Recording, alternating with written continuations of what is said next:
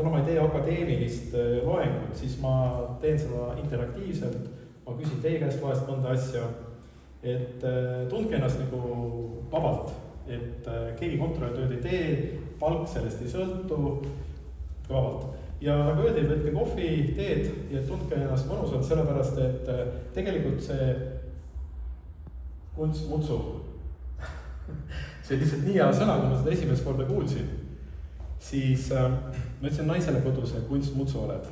Ja saad aru, mis see tähendab. Tema mõtles, et see on selline nagu musiga seotud asi ja nii edasi. Et mitu päeva ma talle öelnud, et see on nagu tehisaruga seotud asi. Et talle see kunstmutsu läheb juba hästi kodus peale nüüd. Et väga andekas sõna ja ma isegi mõtlen, et miks ei võiks eesti keeles olla päriselt see sõna, kunstmutsu.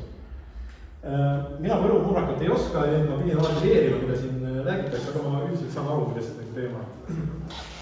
Aga ma nüüd kunstmutsu pealt tahan vaikselt üle endale sellise suupärase sõna peale nagu tehisaru või AI. Et